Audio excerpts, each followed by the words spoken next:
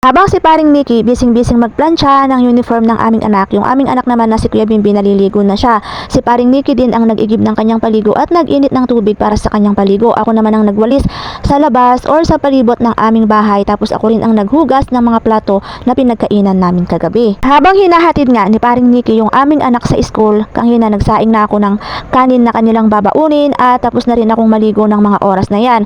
Pupunasan ko na lamang itong mga baunan na gagamitin nila Kuya Bimbi tapos ng aking pamangkin sa school para sa kanilang baon. Hinugasan na to ni paring Nikki kagabi, kaya nga lamang hindi niya naitaob ng maayos kaya hindi natuyo. Kaya naman pinunasan ko ng malinis na towel para hindi mapanis kaagad yung pagkain na aking ilalagay. Kanin lamang pala ang niluto ko ngayong araw para sa babaunin nila Kuya Bimbi dahil nagmamadali nga ako at bibili na lamang kami ng lutong ulam sa aming madadaanan. At ito nga yung daan papunta or palabas at papasok dito sa amin. Maputik siya, tapos rough road. Hindi pa nga lamang natutuyo itong mga danaw or yung mga tubig ulan ay nag-uulan na naman. Ganito nga kahirap ang daan sa amin kapag sunod-sunod o walang tigil ang ulan. At alas 8 na nga ito ng umaga, palabas pa lang kami dito sa amin sa may rough road. Ang usapan kasi namin nila ate ko, bago mag alas 9 ay nandun na kami sa bahay nila. At ito nga mga 10 minutes siguro mula dun sa amin bago kami makakarating dito sa bahay ng ate ko. At dadaanan nga namin sila dyan kasi siya yung kasama ko at may pupuntahan nga kami ngayong araw. Pagkarating nga namin dito sa bahay ng ate ko, tulog pa yung aming apo at si ate ko naman nakakaramdam na siya ng gutom kasi nga alas 9 na to ng umaga, kaya bumili muna siya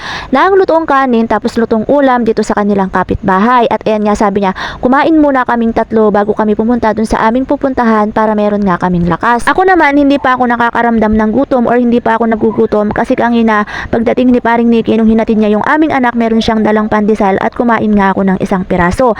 At pagkatapos nga namin nila ate kong kumain ng agahan, tumaan nga ako dito sa bilihan ng pritong manok at ito na lamang yung ipapabaon ko kay Kuya Bimbi tapos dun sa aking pamangkin. Paniguradong matutuwa si Kuya Bimbi tapos yung aking pamangkin dahil isa nga ito sa paborito nilang ulam at nabanggit ko din kahapon dun sa aking video na isa nga sa mga inuulam nila pagpasok sa school or para sa kanilang pananghalian sa school ay pritong manok. Habang bumibili nga ako ng babaunin nila Kuya Bimbi para sa school tapos ng aking pamangkin, naghihintay lamang si ate ko tapos yung aming apo. Bali 2 hita ng manok ang binili ko dyan, yung perito. Tapos meron na rin silang pre na gravy at ito nga yung babaunin nila Kuya Bimbi para sa kanilang pananghalian sa school. At nakarating na nga kami dito sa pupuntahan ni ate ko. Bali magpapaligo kami dyan ng pangalawa naming apo. Bali si ate ko ang nagpaligo dito sa pangalawa naming apo at ako lamang ang kanyang assistant at taga-abot nga ng mga gamit na kanilang kailangan. At pagkatapos ng maligo nitong aming apo, hiniga niya dito sa kama at binihisan nga niya. At isa rin sa dahilan kung bakit nagpunta kami dito ay paglalabangan namin